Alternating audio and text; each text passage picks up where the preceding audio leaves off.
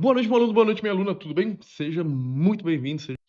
Boa noite, meu aluno, boa noite, minha aluna, tudo bem? Seja muito bem-vindo, seja muito bem-vindo à nossa aula de revisão de imunologia para a nossa P1. Dessa vez, a gente vai tentar um outro método que é o seguinte: eu vou gravar o conteúdo antes e já vou disponibilizar para vocês para acelerar o processo. Por que eu estou fazendo isso? Porque nas outras oportunidades, quando eu fazia live, fazia videoaula, alguma coisa assim, ao vivo, alguns alunos queriam tirar uma dúvida, ou outra.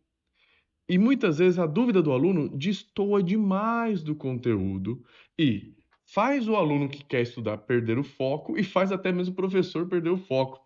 E aí a nossa aula ela acaba excedendo um tempo assim que poderia simplesmente ser mais aproveitado, tá? Então o que eu quero fazer com vocês? Quero fazer uma aula rápida, bem direcionada, para que você obtenha o melhor desempenho possível na sua prova, tá?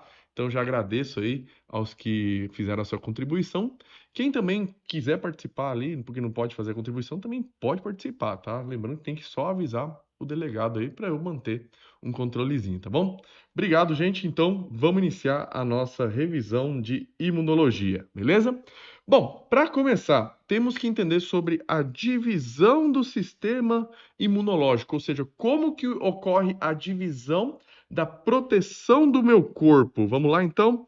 Vamos esquematizar essa proteção, beleza? Bom, para começar, nós temos que compreender que o sistema imunológico, ele apresenta uma divisão de barreira física,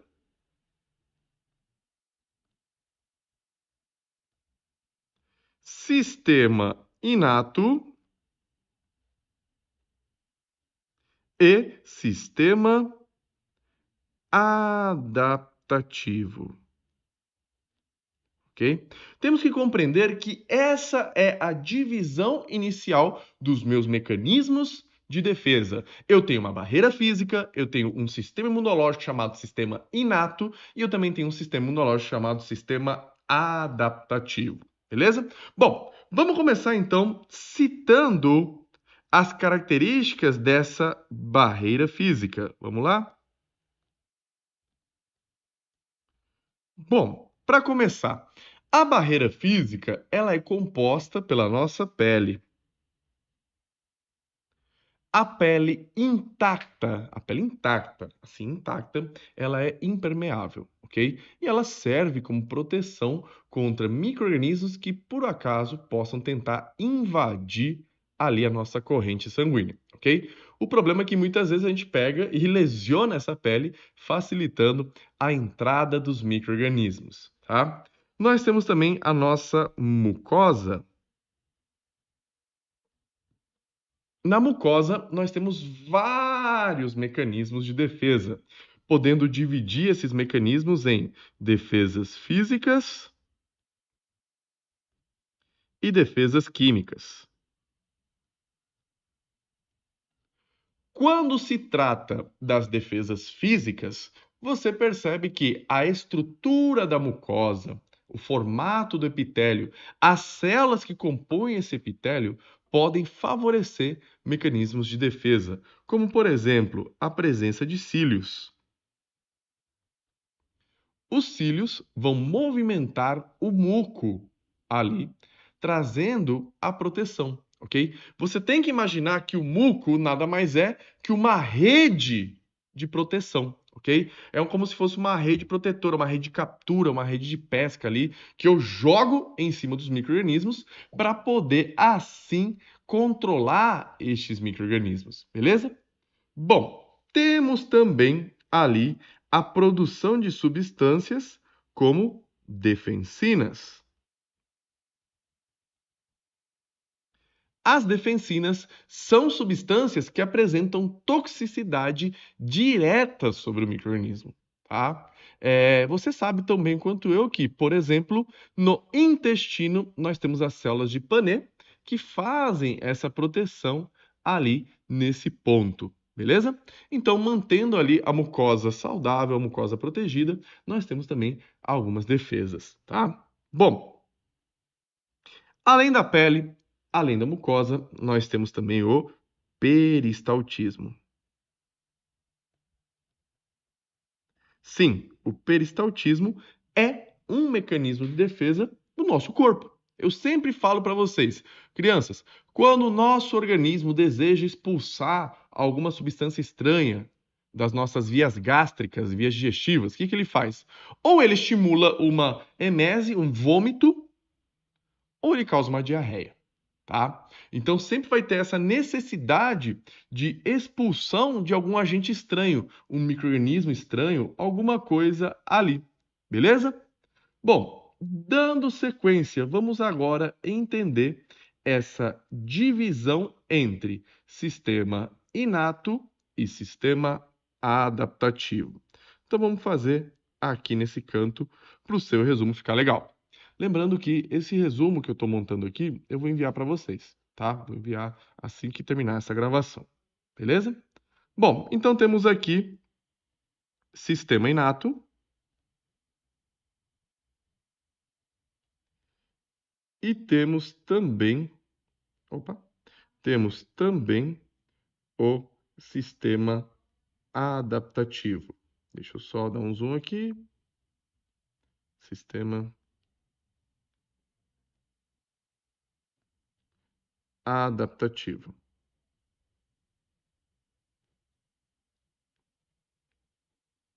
Bom, quando se trata do sistema inato, o sistema inato é o que nós chamamos de defesa inicial. Tá?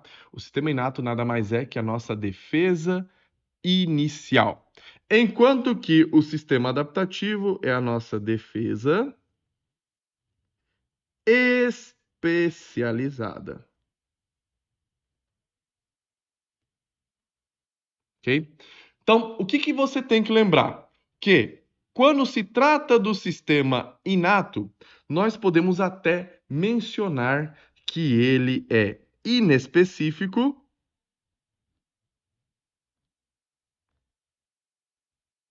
enquanto o sistema adaptativo ele é específico. Ok? Então sempre vai ter essa relação ali.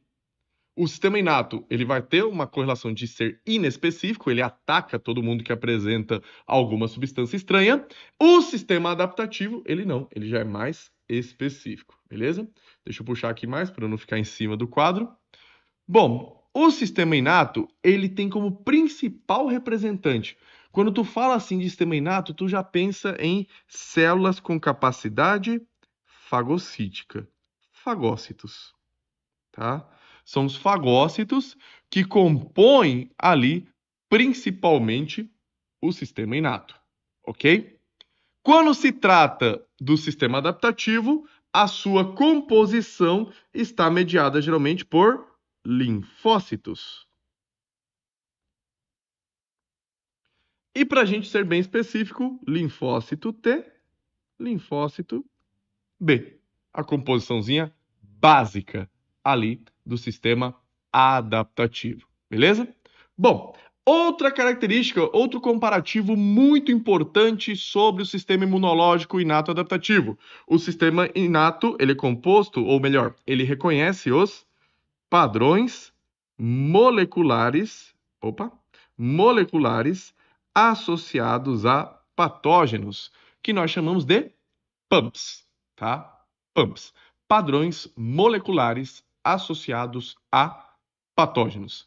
Enquanto que o sistema adaptativo, além dos PAMPs, ele reconhece também os padrões moleculares associados a dano, DAMPs. Então, o sistema inato, ele reconhece células estranhas que apresentam esse padrão. E aí eu cito para vocês exemplo, o peptídeo glicano, cito também como exemplo o lipopolissacarídeo, o DNA do vírus. Tudo isso que ele vê como estranho, ele identifica como padrão molecular associado a patógeno, tá?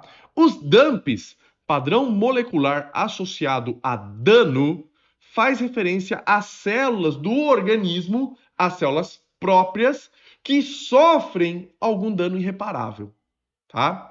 Então, sempre levar isso em consideração para sua prova. Existe uma diferença entre pump e dump.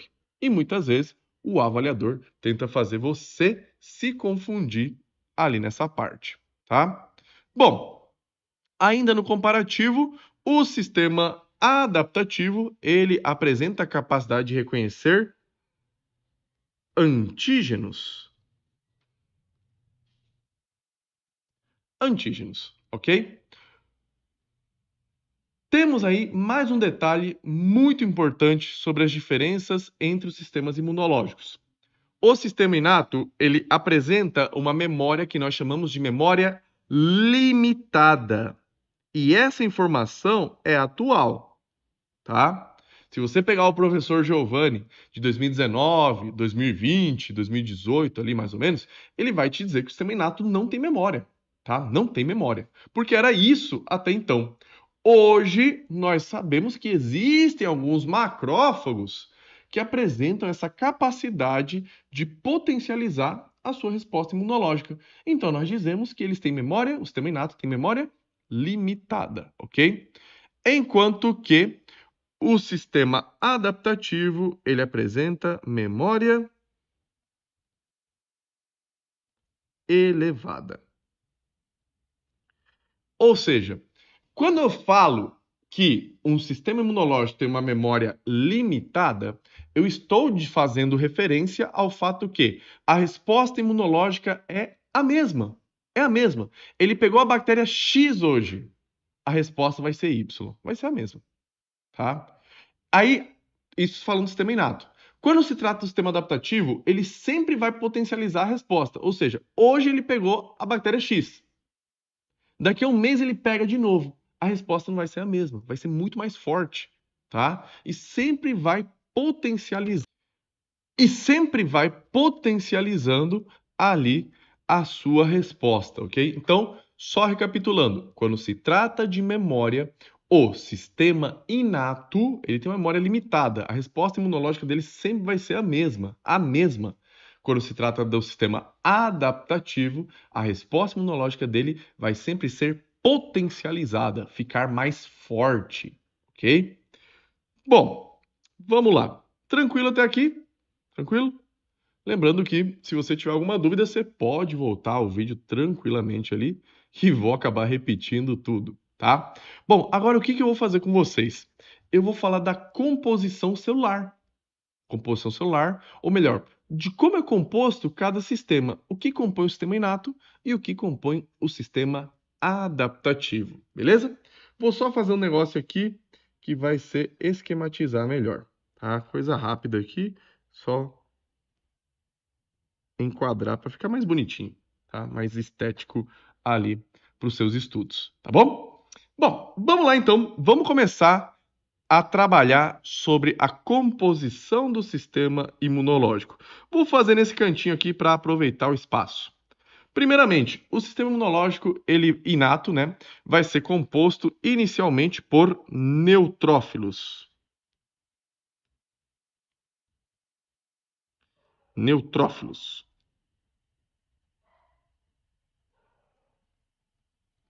Bom, neutrófilos são células que apresentam uma capacidade fagocítica. Então, quais são os detalhes que nós precisamos saber? Célula de defesa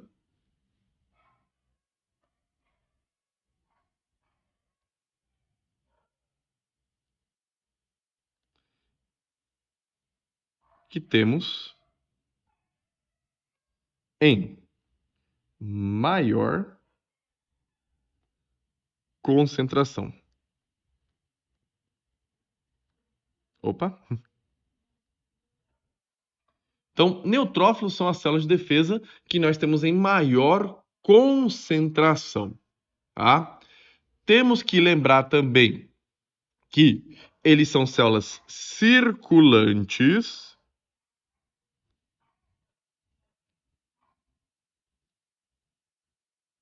ou seja, vão estar na corrente sanguínea ali, tá? Circulantes, são produzidos na medula óssea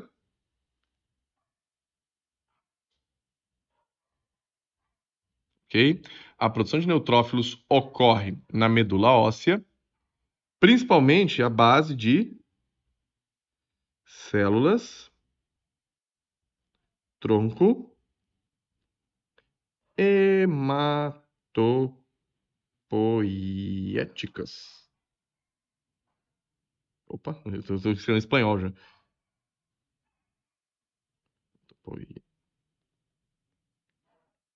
Tá? Células tronco hematopoéticas, ok? Temos que lembrar que os neutrófilos têm como capacidade a produção de NETs. O que significa NETs? NETs é uma rede neutrofílica. E a sua principal função será delimitar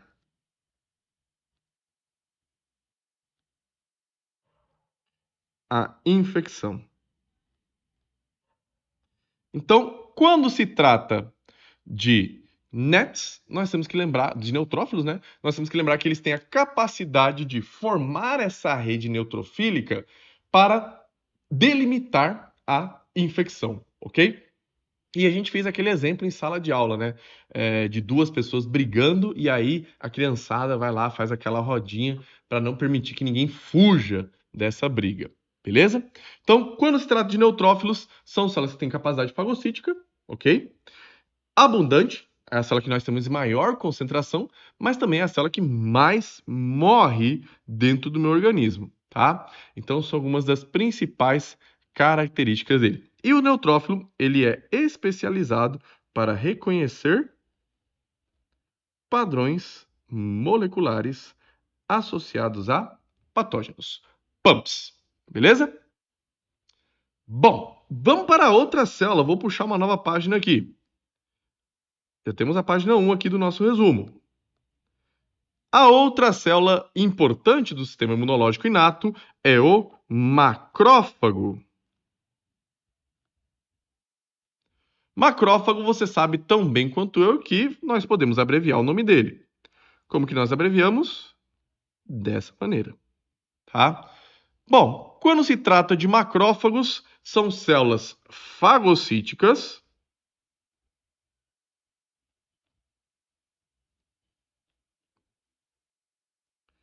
porém, os macrófagos também podem fazer APC, ou seja, apresentação de antígeno, tá? Então vamos colocar aqui para ficar bem explicadinho. Os macrófagos, eles podem fazer apresentação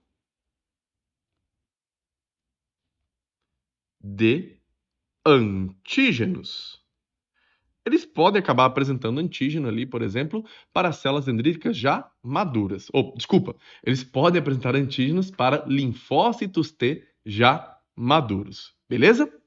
Bom, o macrófago, ele apresenta dois mecanismos de respostas. Vamos destacar eles aqui. Vou até aumentar um pouquinho. Vamos destacar. Ele se apresenta na via clássica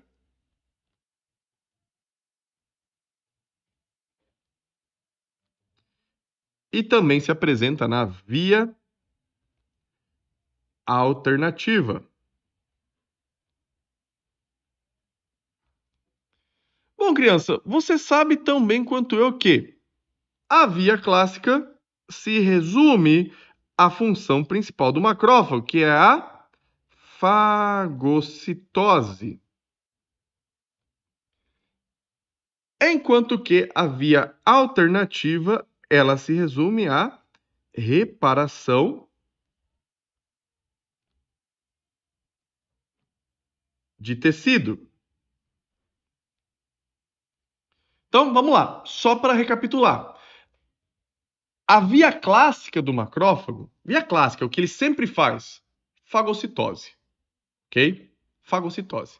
A via alternativa, que é a outra função que ele pode apresentar, se define como reparação de tecido, que é aquela angiogenia, aquela fibrose que ocorre, beleza? Tranquilo? Sempre recordar que os macrófagos, eles podem gerar um efeito chamado de...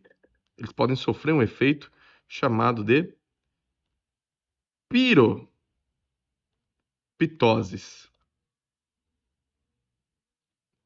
O que é essa piropitose? A piropitose é um acúmulo de caspasas pela formação de inflassomas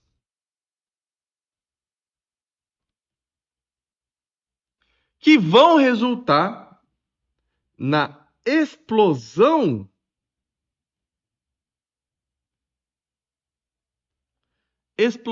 da célula, ok? Então, sempre recordar que quando se trata da piropitose, nós podemos falar que ela é um efeito colateral, tá? Ela é um efeito colateral ali do macrófago, tá bom? Bom, aqui na apresentação de antígeno, só para ficar bem completo, vou colocar linfócito T maduros. Só para ficar bem completinho o nosso resumo, beleza? Bom, vou diminuir um pouquinho a minha letra. Seguimos, ainda nos macrófagos. Os macrófagos são especialistas em reconhecer padrões moleculares associados a patógenos e também padrões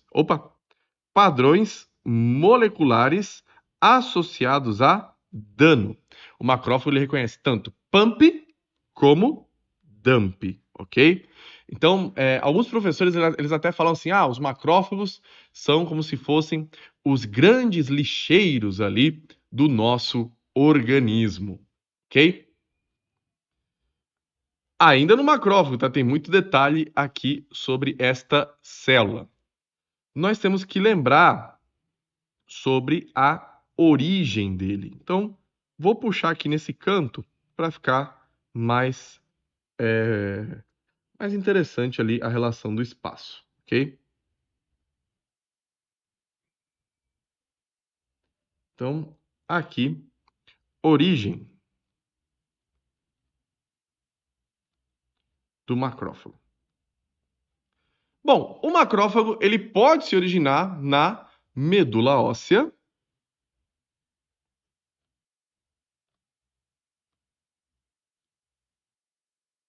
E aí o que vai acontecer? A partir da medula óssea, ele vai gerar um monócito que depois vai se transformar em macrófago. Opa, aqui ficou esquisita a letra. Aí, monócito que depois se transforma em macrófago, tá? Mas isso aí é nada mais nada menos que o macrófago padrão. Porém, nós temos que recordar que existem macrófagos especializados, tá? E vocês precisam conhecer esses macrófagos, beleza? Para começar, nós temos macrófagos aqui que são originários no, vou até colocar em vermelho, saco vitelino e macrófagos são originários no fígado fetal. O que vai acontecer com essa célulazinha? Elas vão dar origem às células da glia, vão dar origem aos macrófagos alveolares, também vão servir de base para os macrófagos cardíacos, esplenócitos, que são os macrófagos do baço, e também as células de Kupffer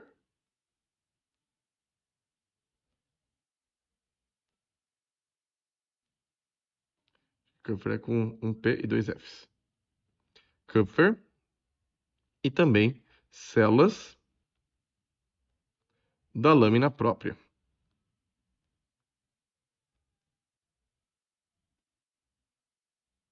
Beleza? Então, geralmente, esses aí são os macrófagos especializados. Tá? Tem os osteoclastos também ali, mas isso aqui já é suficiente. Beleza?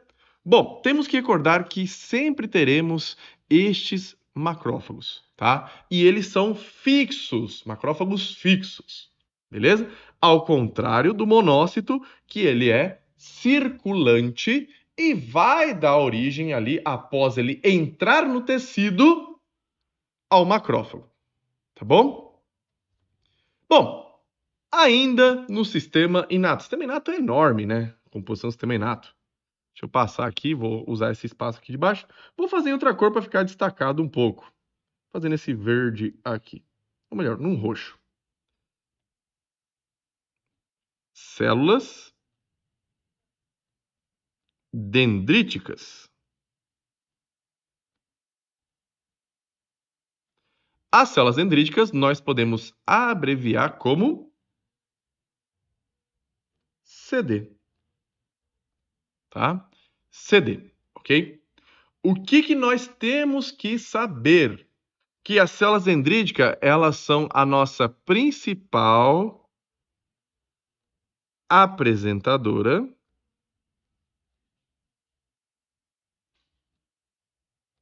de antígenos.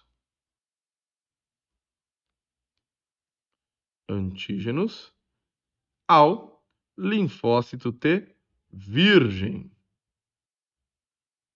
Então, nunca podemos esquecer isso. A célula dendrítica é a nossa principal apresentadora de antígeno para linfócitos T virgens, beleza? E aí, o que acontece? Ele também apresenta uma certa divisão. Também apresenta uma certa divisão. E qual é essa divisão? Vou até colocar um hashtagzinho que eu sempre cobro isso, né? Qual é essa divisão? Primeiro grupo, células dendríticas clássicas. As células dendríticas clássicas, a sua função é a principal dela, que é o quê? Apresentar antígeno. Ok? É a função clássica dela, apresentar antígeno. Temos também a célula dendrítica plasmocitoide. Vim para atualizar o software agora, essa hora. Célula de plasmocitoide, nós temos como função resposta contra vírus. Resposta imunológica contra vírus. Temos a célula dendrítica inflamatória,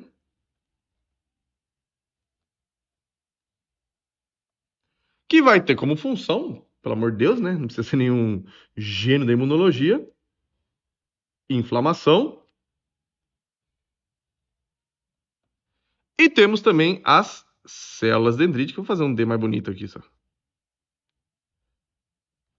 Células dendríticas de Langerhans.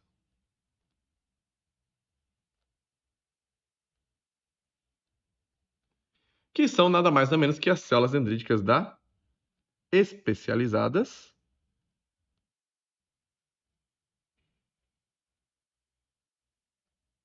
da pele.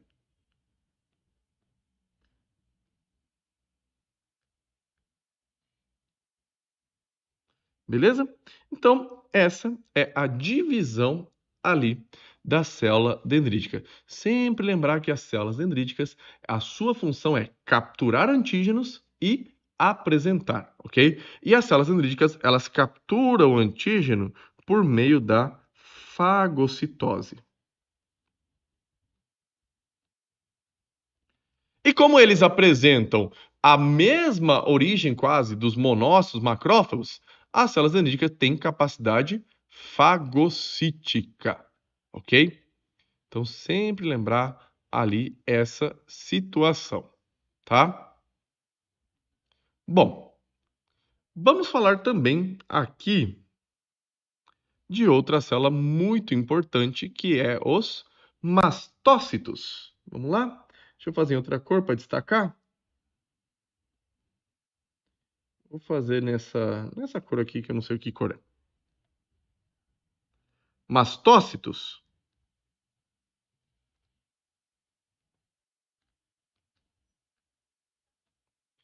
Bom, quando se trata dos mastócitos, o que nós temos que lembrar? Como que é o esquema do mastócito? O mastócito ele vai ser uma célula representada de forma circular, vai ter um núcleozinho ali com o material genético dele, né? Vou colocar só o material genético ali, de boa. O material genético. E aí o mastócito, ele vai ser muito rico em vários grânulos. Tanto é que ele é um granulócito. Esses grânulos recebem o nome de histamina. O cara vai ser riquíssimo em histamina. E aí, onde que eu quero chegar com vocês? Existe um anticorpo que vai se ligar à membrana do mastócito e vai sensibilizar ele. Esse anticorpo se chama IgE, ok? IgE. O que acaba acontecendo? Quando um determinado antígeno, ou melhor, alérgeno, que é a substância a qual eu tenho alergia, quando uma determinada substância que eu tenho alergia acaba se ligando aqui, vou marcar uma setinha aqui, ó, alergia, esse mastócito explode e libera toda a sua histamina ali, ok? E lembrando que a alergia é um processo gradativo, ela só tende a aumentar ali no indivíduo, beleza? Bom, então vamos citar as características dos mastócitos. São células sentinelas,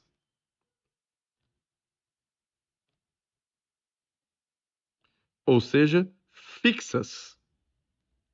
São células sentinelas, ou seja, fixas, ou pode também ser escrito como não circulante, tá? Então são as principais características ali do mastócito. É uma célula fixa, sentinela ou não circulante. Liberam um granulozinho chamado de histamina. A histamina, você sempre tem que lembrar que vai causar a vasodilatação.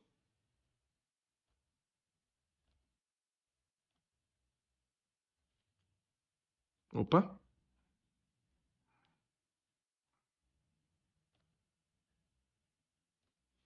E está extremamente relacionada a condições alérgicas, alergias.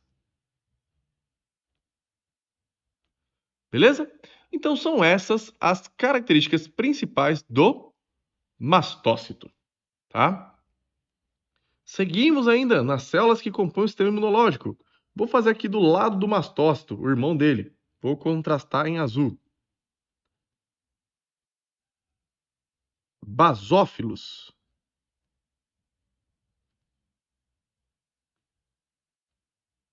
Deixa eu só pegar aqui, ó, vou colocar uma divisória, senão vai virar uma bagunça. Pronto. Basófilos. Basófilos são células ali praticamente parecidas com os mastócitos. A diferença é que eles são circulantes.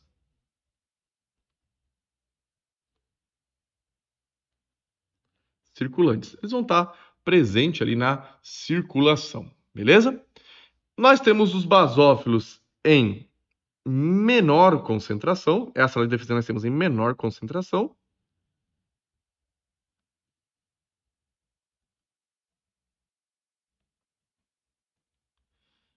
E a sua função ali é indefinida, tá? Então, vamos colocar ali, ó, função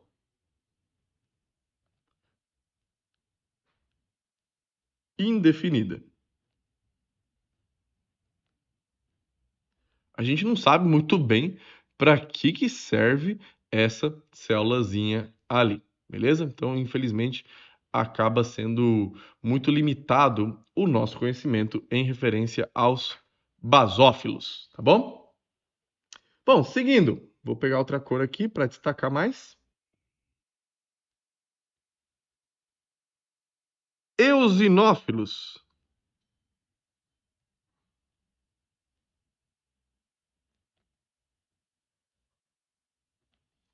Bom, você sabe tão bem quanto eu que os eosinófilos são células muito presentes em alergias, tá? E trabalham na defesa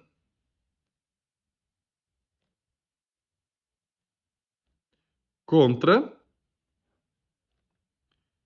parasitas, tá? Sempre lembrar que trabalha contra parasitas, no caso, vermes eumintos,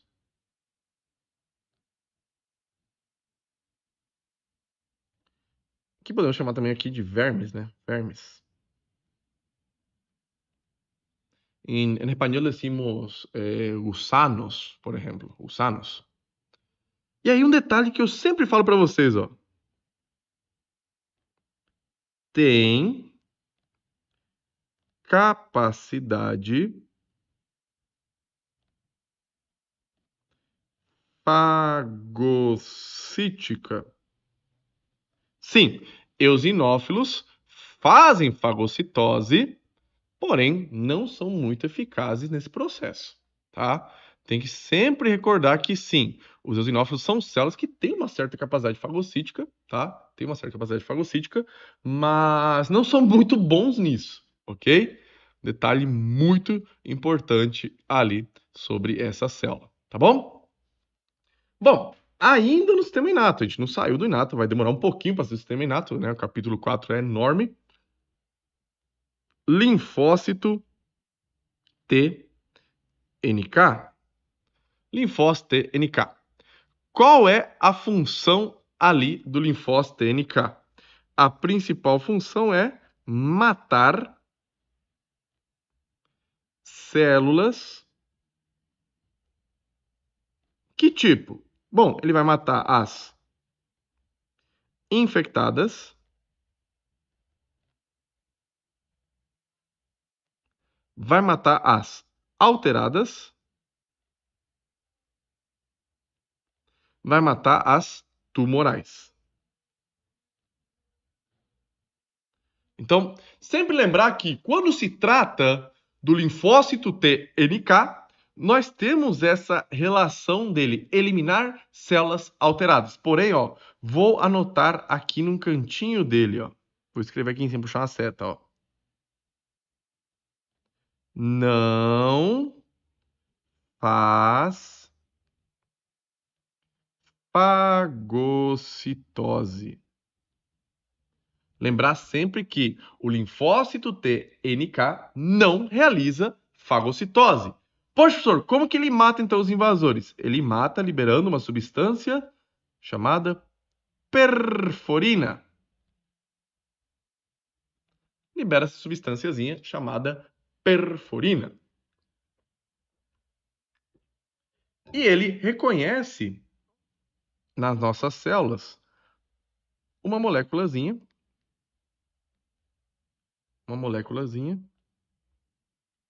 chamada de MHC. Ele reconhece o MHC, complexo maior de histocompatibilidade molecular, ok? Essas são as células ali que geralmente compõem o sistema imunológico inato. Porém, não podemos esquecer também de uma célula bem interessante, que são as ILCs.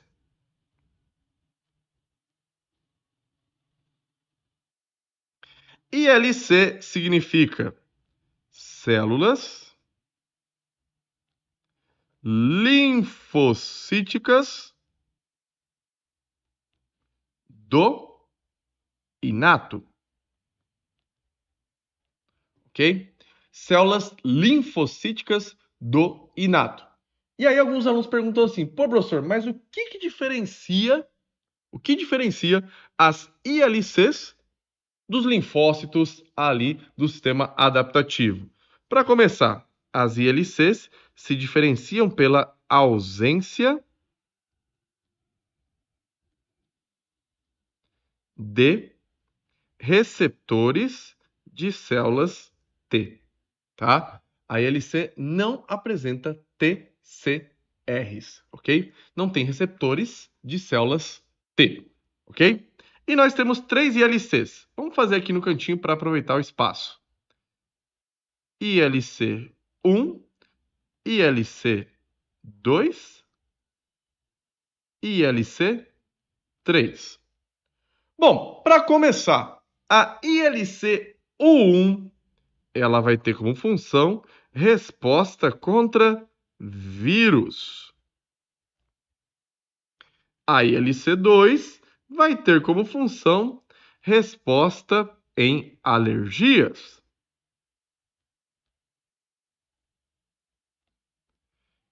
E por último, porém não menos importante, nós temos que recordar que a ILC3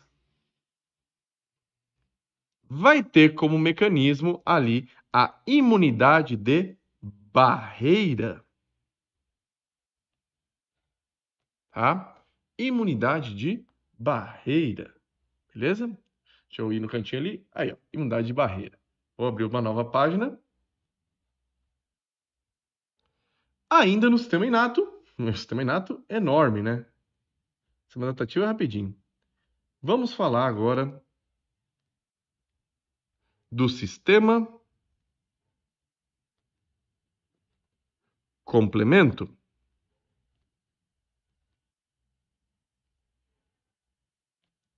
Bom, o sistema complemento, ele nada mais é do que proteínas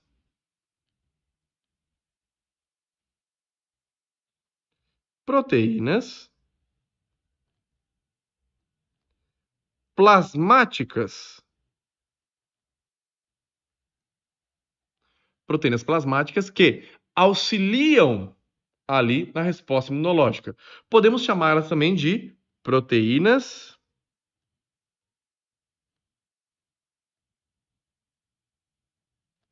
C reativas. Proteínas C reativas. E lembrar sempre que o sistema complemento ele guarda total correlação com um órgão chamado de fígado. Tá? O sistema complemento ele guarda total relação ali com a capacidade do fígado de responder frente aos invasores, tá? São proteínas que vão ajudar, ele vai complementar a resposta imunológica, beleza? Bom, o que nós temos que destacar do sistema complemento? Ele apresenta uma estrutura de vias, tá? Nós temos a via clássica, temos a via alternativa e temos a via das lectinas. Via clássica, via alternativa e via das lectinas, ok? Bom, na via clássica, você vai notar que ela é dependente de anticorpos.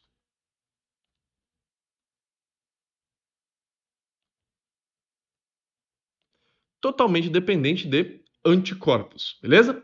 Na via alternativa, você vai colocar que ela é independente.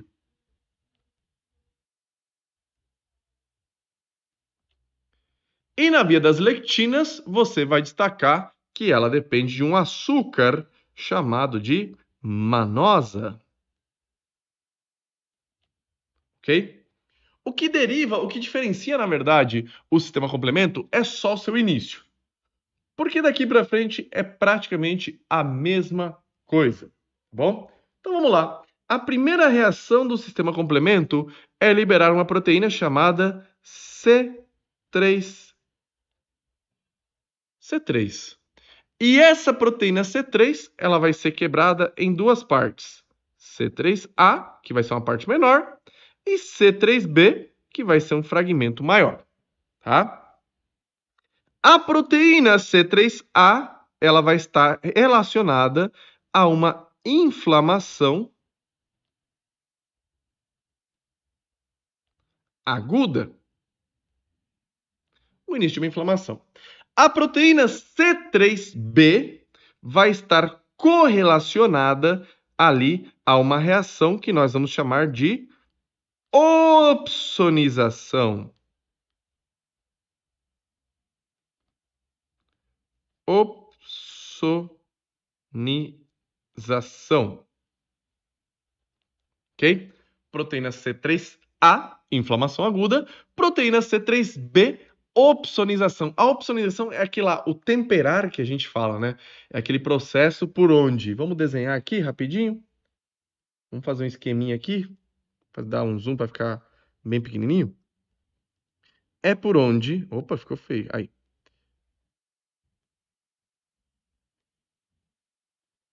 É por onde a nossa bactéria ela vai ser atacada por várias proteínas ali, que podemos chamar de opsoninas, tá? Essas proteínas atacam ali para poder facilitar a fagocitose, ok? Então, sim, podemos puxar uma seta aqui. A opsonização, ela vai induzir a uma fagocitose. Beleza?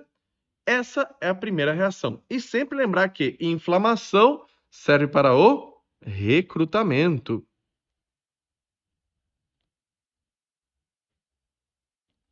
Recrutamento de quê? De células de defesa, ora, tá? Então, sempre levar em consideração essa possibilidade, ok?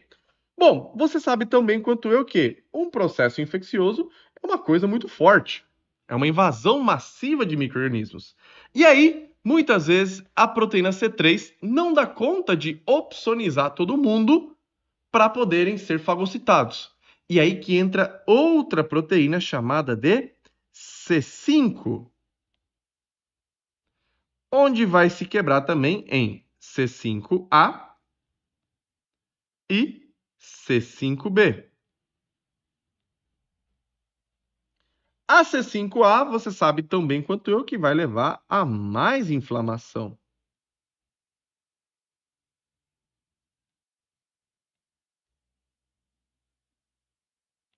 A mais inflamação. Enquanto que a C5B vai induzir a formação do complexo de ataque à membrana. Complexo de ataque à membrana. Beleza? Então, sempre levar em consideração que quando o sistema complemento ele é muito estressado, né, ele aumenta drasticamente a produção da proteína C reativa, que podemos chamar também de PCR, tá? Proteína C reativa. E aí, durante a liberação da C3, nós vamos ter um recrutamento massivo de células de defesa. E após isso, vamos ter a liberação da C5, que vai induzir a formação do complexo de ataque à membrana. Mas o que é esse complexo de ataque à membrana? É uma estrutura, é um poro que se forma na membrana das bactérias. E aí, a bactéria acaba morrendo por uma reação de desequilíbrio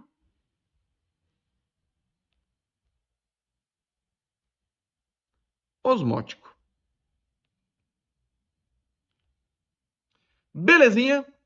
Olha só, falamos ali do sistema inato. Tá? Deu aí uma, duas, 3 folhinhas praticamente, tá? Dá para resumir, né? Porque aqui eu comecei muito embaixo, dá para dizer até que o sistema inato deu só 2 folhinhas pra gente. Deixa eu puxar esse negócio para cima, que aí vai ficar melhor pra gente. Deixa eu pegar isso aqui também, né? Opa.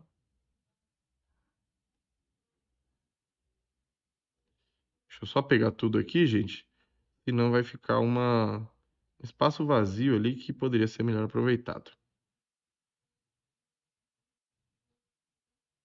Aí, pronto. Depois eu vou arrumando isso aí para vocês, tá? Você não vai passar muito tempo também. Bom, dando sequência agora ali ao nosso estudo. Já falamos de praticamente toda a composição ali do sistema inato. Vamos falar rapidinho da composição do, do sistema adaptativo? Vamos lá, rapidinho, só para a gente entender alguns detalhes ali, beleza? Vamos lá, vou descer aqui então. Vou puxar um destaque aqui.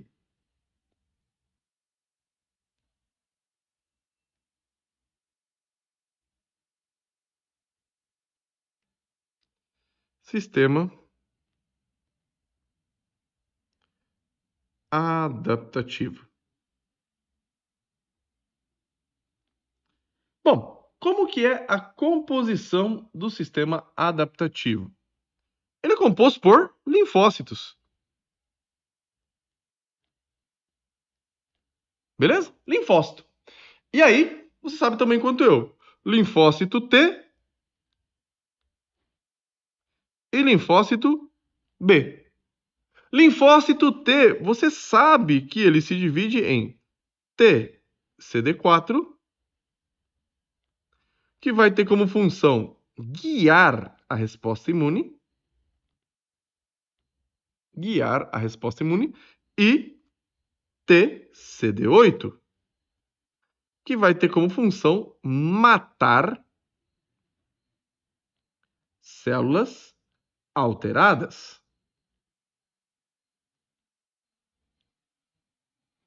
Bom, quando se trata do linfócito TCD4, inicialmente eu vou ficar só nessa definição, tá? Mas aí futuramente a gente vai começar a ver a divisão do linfócito TCD4, como ele faz para guiar. Ele faz isso se subdividindo, né?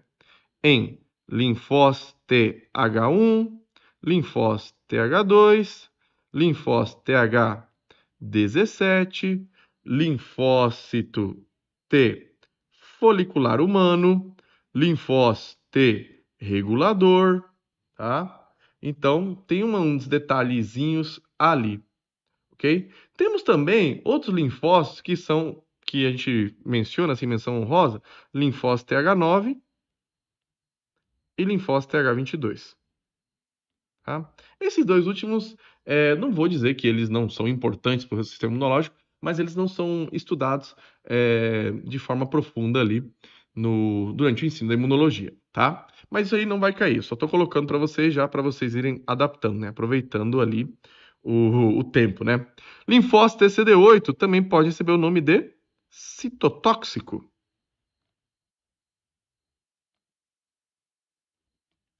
Ou citolítico. Ou ainda CTL, tá?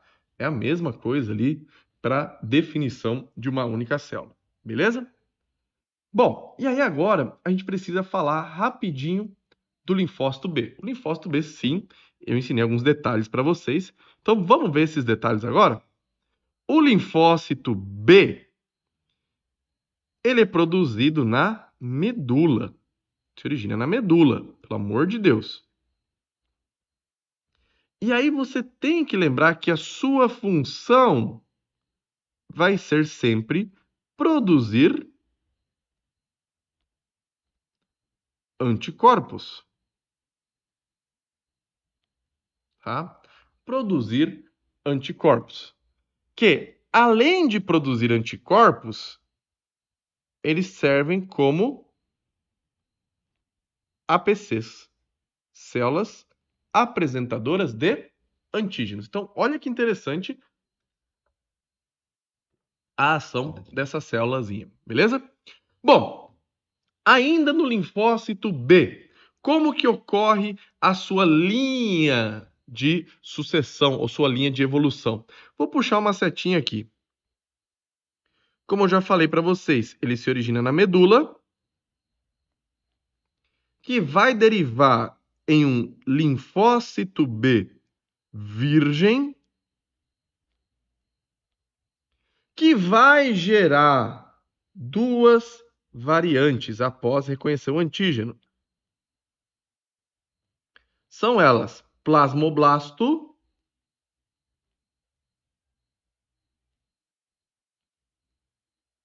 e linfócito B de memória.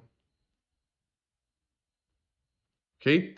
São as derivações ali, plasmoblasto e linfócito B de memória, beleza? Sempre lembrar que o plasmoblasto ele se divide em vida curta e vida longa. Vamos colocar aqui nesse cantinho para ele? Vida curta, geralmente presente nas mucosas, e vida longa, geralmente presente na medula. Ah, e para quem não recorda, o plasmoblasto, ele secreta anticorpos. Vamos colocar aqui. Secreta anticorpo. Enquanto que o linfócito B de memória retém os anticorpos. Ele vai reter por conta que vai que eu preciso um dia desse anticorpo, tá? É como se fosse um backup ali, ou uma forma de salvar ali esse anticorpo, beleza? É uma das características ali dessa nossa célula, tá bom? Bom, até aqui nós já temos um conteúdo muito interessante para a galera tirar uma nota bacana, tá? Mas ainda tem alguns detalhes que a gente precisa ver aqui. Então, vamos lá, vamos continuar? Eu sei que você já está cansado, mas vamos lá. Aqui, vou pegar aqui, ó, e vou montar uma tabelinha. Deixa eu fazer na cor roxa.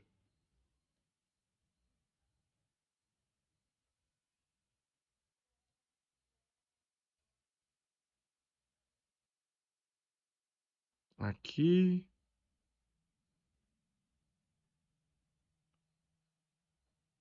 Aqui. Aqui. E aqui. Vamos lá, deixa eu explicar esse rolê aqui. Ficou meio torto esse de baixo. Vamos endireitar. Aí. Para não deixar o toque de ninguém encabulado. Bom, o que nós temos que saber? Nós temos tipos de imunidade. Temos a imunidade ativa e temos a imunidade passiva. E tanto a imunidade ativa como a passiva, elas se dividem em sua forma natural e em sua forma artificial. Bom, a imunidade ativa natural, ficar doente. A imunidade ativa artificial, vacinas. A imunidade passiva natural, leite materno. A imunidade passiva artificial, soro terapia. Professor, me explica aí qual que é a diferença entre imunidade ativa e passiva. Bom, na imunidade ativa, você vai produzir os anticorpos.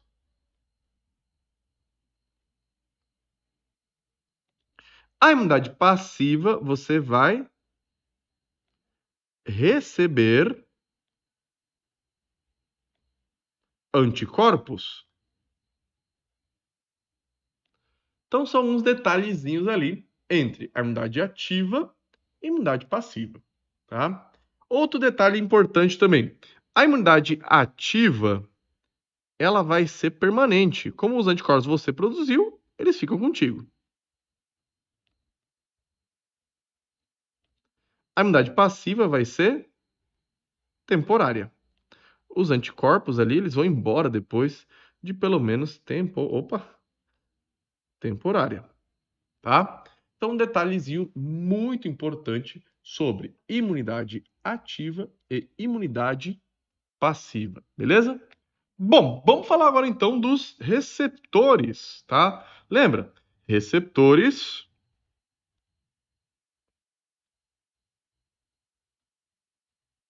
tipo TOU, ou, como eu gosto de falar, TLR, Toll-like receptor, beleza? Bom, primeiramente, nós temos que lembrar que o receptor tipo Toll, são 9, tá? Então, vou colocar aqui, ó, são 9 no total. 9. Temos que lembrar que o receptor tipo Toll, TLR, o 1, TLR 2 e TLR 6 vão ter uma coisa em comum, tá? O TLR1, ele reconhece lipopeptídeos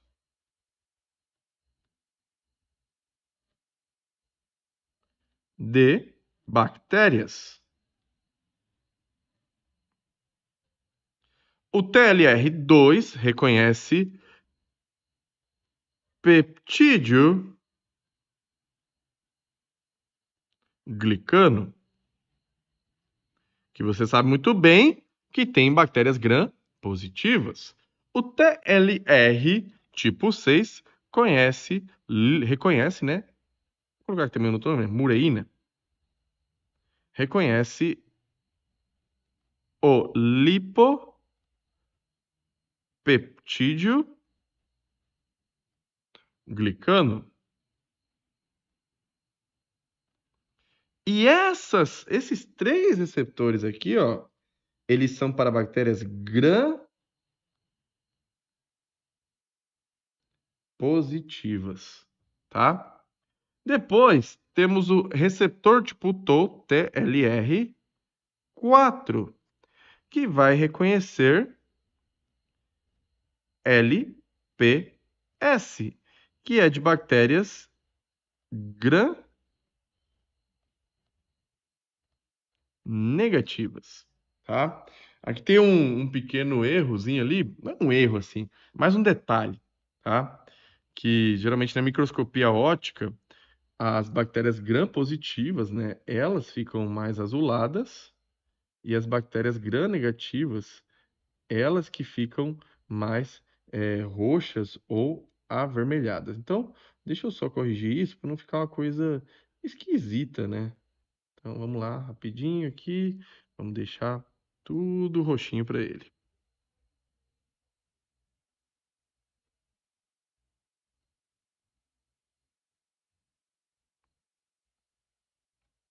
Pronto, agora sim fica bem melhor, né? Ainda no receptor tipo TOW, vou só para aproveitar a folha, né? Vou puxar aqui no canto.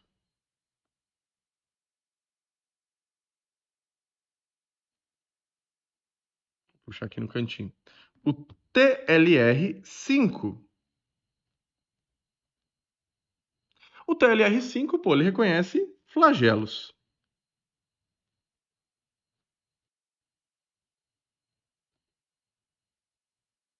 E, gente, esses receptores são o que nós chamamos de receptores externos, tá? Todos esses daqui que eu mencionei aqui, eles estão na matriz extracelular, beleza?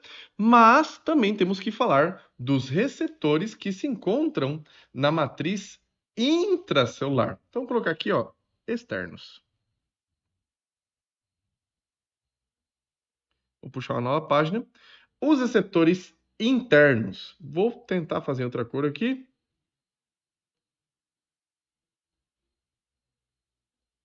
Fazendo esse rosa.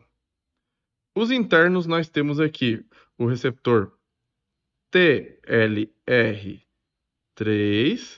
TLR7 e TLR8. Opa, ficou muito longe. TLR8. O 3, o 7 e o 8, eles são para vírus. E depois temos também mais um aqui que se destaca, que é o TLR9.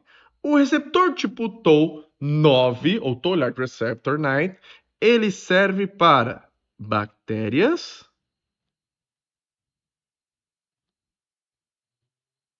fungos e vírus, desde que eles se encontrem na matriz intracelular, tá? Então aqui, ó, é tudo para intracelular, beleza? Tanto o TLR aqui, vou colocar, destacar, né, que esses aqui são os internos, que podemos também chamar internos ou endossômicos, tá? Internos ou endossômicos, beleza? Bom, estamos quase acabando já para a galera ali que foi até o capítulo 4, tá? Para a galera que foi até o capítulo 4, é praticamente isso aqui que vai ser cobrado ali. Só tem mais um detalhezinho, que é da circulação e seleção de anticorpos, tá? Então, é seleção de células de defesa, beleza? Então, vamos lá então para finalizar para a galera que foi até o capítulo 4. Para a galera que foi até o capítulo 6, nós vamos ter mais alguns pequenos detalhes, tá? Uns pequenos detalhezinhos ali, porém nada assim de outro mundo, fique tranquilo.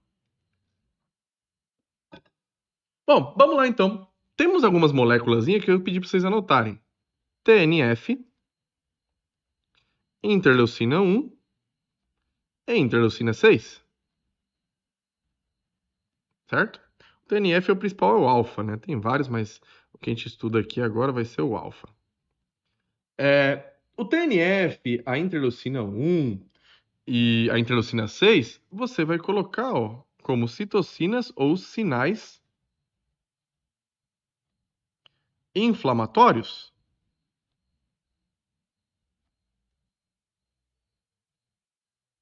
E você sabe tão bem quanto eu que a inflamação nada mais é que um mecanismo para recrutamento de células de defesa. Beleza? E aí também temos um detalhezinho que temos que estudar. Vou até puxar aqui uma linha para ficar destacadinho. Virou uma raiz quadrada, né? Deixa eu fazer certo aqui. Aí, pronto. Nós temos também um detalhezinho aqui que são as selectinas.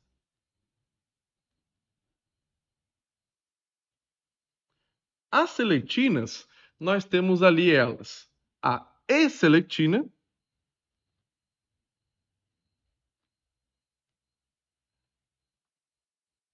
que é expressa principalmente por células endoteliais.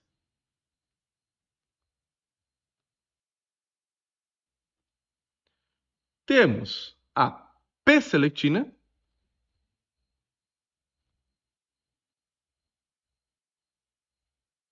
que é expresso por plaquetas.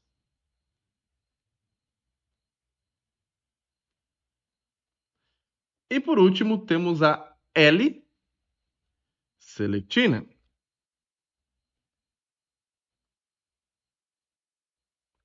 que é expresso por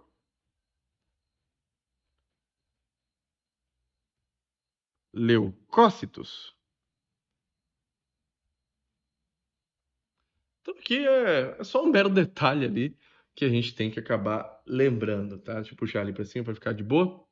Então, é só isso ali que são os detalhes. E você sabe também quanto eu que a E-seletina, P-seletina e L-seletina servem para o recrutamento, né? Recrutamento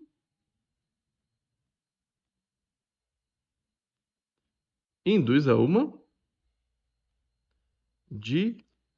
diapedese, tá?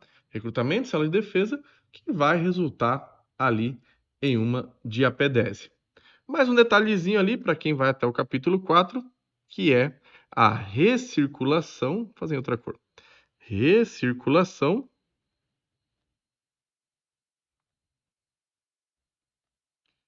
linfocítica, tá? A recirculação linfocítica nada mais é que a procura de um antígeno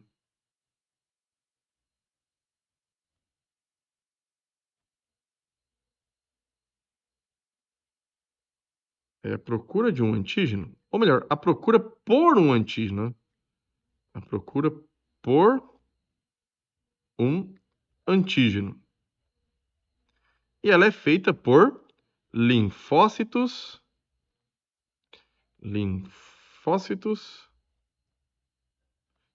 virgens. Estamos acabando já, gente. Força na peruca aí. Eu sei que já deu mais de 1 hora de vídeo, mas já estamos acabando. Linfócitos virgens ali, tanto o linfócito T como B, ok? E aí, a definição disso é nada mais nada menos que a migração para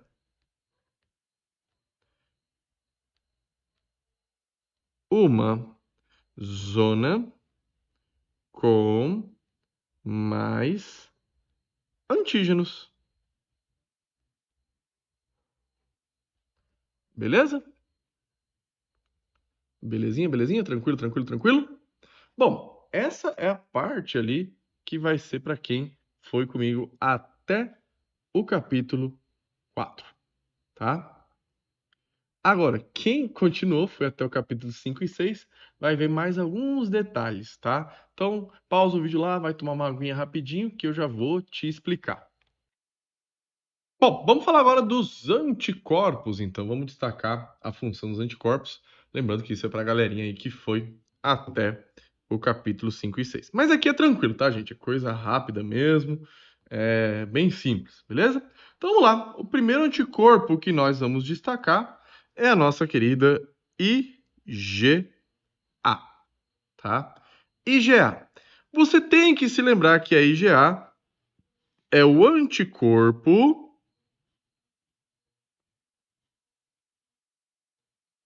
mais abundante do meu organismo. Então, quando se trata ali da divisão de produção de moléculas, ou melhor, proteínas, né? Tem que sempre lembrar que os anticorpos são proteínas.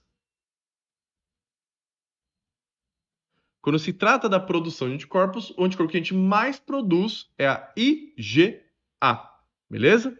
Então ele é o anticorpo mais abundante do meu organismo ali para defender principalmente as mucosas.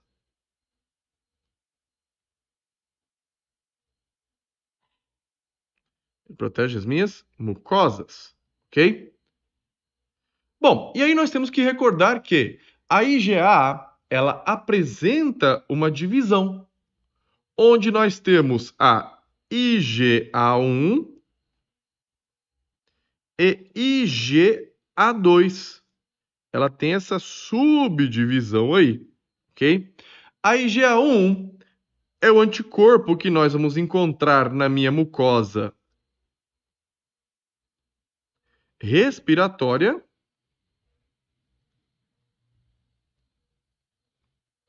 e gastrointestinal. A IgA2, no caso, é o anticorpo que vai ser encontrado na mucosa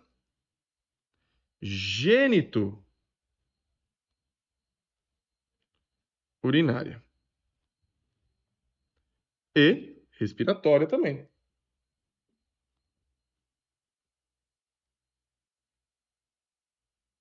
Mas sempre destacar que a IgA1 é o anticorpo mais abundante, tá? Na subdivisão ali, nós sempre vamos destacar a concentração maior de IgA1, beleza?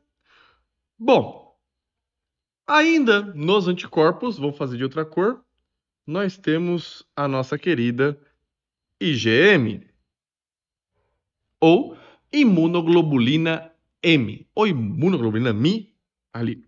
A imunoglobulina M é o anticorpo de contato primário, ok? Anticorpo de contato primário.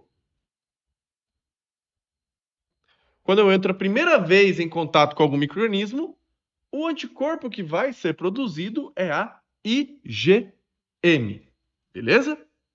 Por quê? Do mesmo jeito que nós temos o primário, temos também o secundário. E o secundário merece um destaque bem interessante, que é a nossa querida IgG, que é o anticorpo de contato secundário. Só que temos um pequeno detalhe. A IgG, ela apresenta uma divisão, certo? Que divisão é essa? Ela apresenta a divisão de IgG1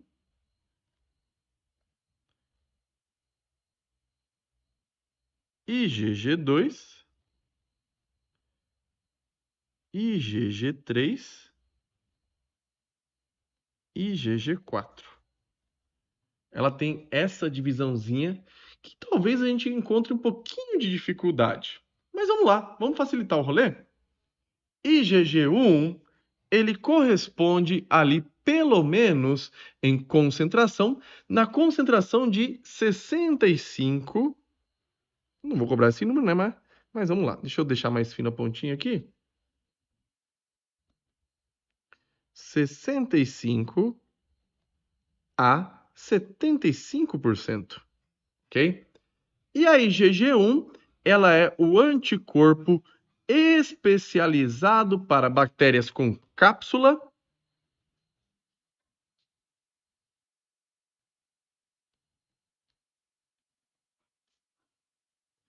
toxinas e também, vou puxar aqui uma setinha, ativa o complemento.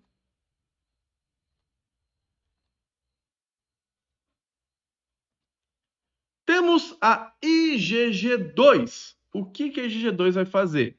Ele vai ser um anticorpo que vai corresponder ali de 20 a 25% na concentração das IgGs. Bom, a IgG2 ela é especializada para bactérias, vou fazer aqui embaixo, ó, bactérias, no caso aqui, ó, deixa eu só deixar bem destacado, na IgG1, bactérias com cápsula e também toxinas. A IgG2 para bactérias sem cápsula,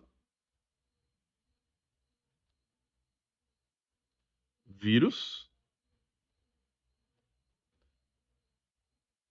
e também, algumas situações, a IgG2 ela vai me proteger para fungos, ok? Sempre lembrar que a IgG2 nós temos em menor concentração ali, comparado com a IgG1. A IgG3, a concentração é menor ainda, tá? Aqui IgG3, ok?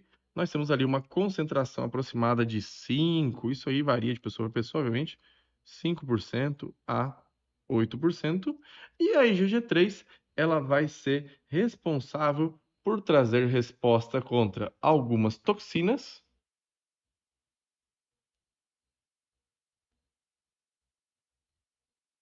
e vírus. Bom, a IgG4, você sabe também quanto eu que ela é o mais interessante, porque ela é uma imunoglobulina final da aula eu atualizo isso aqui. Imunomoduladora, tá? Ela tem essa capacidade ali de ser uma substância imunomoduladora de outro anticorpo, IgE. A IgG4, ela tem um certo mecanismo ali de bloquear a IgE e controlar, por exemplo, reações alérgicas muito exageradas, tá? Então ela controla. Vamos colocar aqui bem detalhado, né? Controla IgE. Beleza? Pode acabar servindo ali para essa finalidade. Se eu pudesse, eu colocaria um hashtagzinho aqui, ó. Isso aí cai em muita prova recuperatória, tá bom? Então, sempre lembrar desse detalhezinho ali, beleza? Bom, já aproveitando então a deixa, vamos falar de IgE, por que não? Vamos lá. IgE, deixa eu puxar aqui já embaixo. Vamos fazer numa cor diferente, fazendo esse verde aqui que eu achei bonito. IgE. A IgE já vai ser um anticorpo para, ela não tem subvariações, né? Alergias e parasitas, tá? Alergias e parasitas, beleza? E por último, deixa eu puxar em outra cor, fazendo esse marronzinho aqui. IgD. A IgD, bom, é aquela coisa, né? É um mistério, tá? Não sabemos muito bem para que serve a IgD, beleza? Bom, dando sequência aí ao nosso estudo, temos agora que destacar uma situação especial chamada de complexo imunológico. Bom, isso aqui é o penúltimo item, tá? Penúltimo item aí para nossa P2, para nossa P1, desculpa. Complexo imunológico nada mais é que uma mistura de antígenos com anticorpos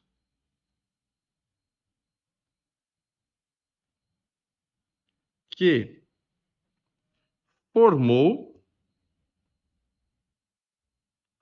uma molécula insolúvel. E aí você já sabe, hashtag fica a dica, prejuízo. Então, a representação do anticorpo é isso aqui, ó, geralmente, se for assim, uma IgG, alguma coisa assim, tá? Isso aqui, o anticorpo. Se for um IgA, pode ser representado dessa maneira aqui. 3 bracinhos. Se for uma IgM, né, ela tem mais bracinhos, né? Pode ser representado dessa maneira.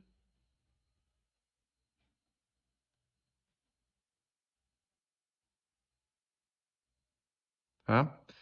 E se for uma IgG, IgE, dessa maneira aqui, pequenininha mesmo, beleza? Bom, o que é o complexo imune? É uma mistura de antígenos com anticorpos. Então, imagine só que essa figura geométrica aqui seja um antígeno, tá? E aí, o que vai acontecer? Os anticorpos se ligam nele, mas não conseguem quebrar esse antígeno ou induzir uma resposta imune. Ao invés disso, eles se ligam ali ao antígeno e o anticorpo se liga ao antígeno e acaba se ligando depois a outra substância também, tá? Formando uma molécula muito maior. Então, deixa eu fazer num esquema menorzinho, né? Ficou meio desleixado isso daqui. Deixa eu voltar aí. Então, imagine só aqui que essa figurazinha seja um antígenozinho, ok? Aí o anticorpo se liga aqui outro se liga aqui, outro se liga aqui, outro se liga aqui. E aí depois eles fazem outra ligação com outro antígeno aqui.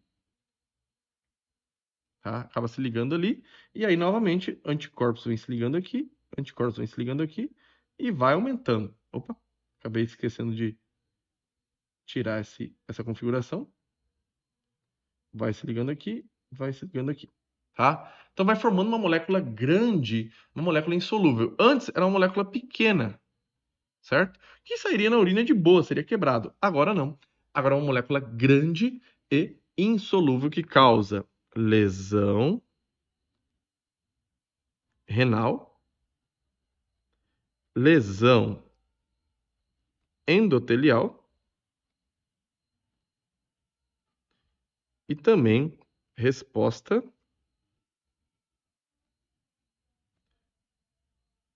autoimune. Ok? Então, uma situaçãozinha ali, tá? Bom, vamos agora para o nosso último item. Para a gente poder finalizar e tirar uma nota bacana ali na nossa prova. Vamos falar do MHC. Deixa eu destacar ele aqui.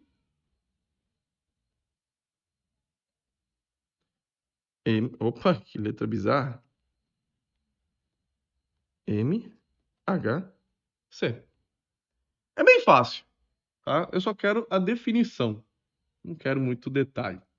Nós temos o MHC classe 1 e temos o MHC classe 2. O MHC classe 1 é o crachazinho, né, das nossas células. É expresso por todas as células com núcleo. O MHC classe 2 é expresso pelas APCs. Para quem não lembra quem são as APCs, vamos lá? Célula dendrítica, linfócito B e macrófago, ok? Agora, o que você não pode esquecer, em hipótese alguma, é que macrófago, célula dendrítica, certo? E linfócito B também tem núcleo. Então, automaticamente aqui, ó, vamos fazer um esqueminha. Imagine que esse círculo aqui que eu desenhei seja o meu macrófago. Ele vai ter em sua estrutura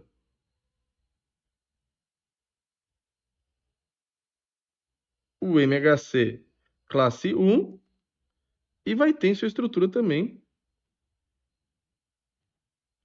o MHC classe 2, tá? E aí nós temos que lembrar um detalhe. O MHC classe 1, ele interage com o linfócito T CD8 e com NK, tá? E o MHC classe 2, ele interage com linfócito T CD4. Beleza? Então, é isso. Deu um resumo o quê? De 1, 2, 3, 4, 5. 5 páginas. Cara, legal. 5 paginazinhas aí para te ajudar nos seus estudos, tá? Cara, vai dar para tirar uma nota legal. A prova ela tá curta, tá bacana, ok? Então a gente vai conseguir ali ter um resultado satisfatório, tá? Tanto para vocês, que são meus alunos, como para mim, que sou o professor de vocês, beleza? Então eu agradeço aí a vocês que assistiram a aula, tá? Qualquer dúvida, qualquer problema ali, só mandar mensagem para os seus delegados que eles me encaminham a mensagem e aí, assim que eu enxergar, eu ver ela, eu já vou responder, tá bom? Então, um grande abraço para todos vocês. Esse resumo vai estar disponibilizado para vocês também, tá? Então, um grande abraço, cuidem-se, bons estudos e vamos tirar uma nota legal, beleza? De 15 para cima, tá? Vamos gabaritar esse negócio. Valeu!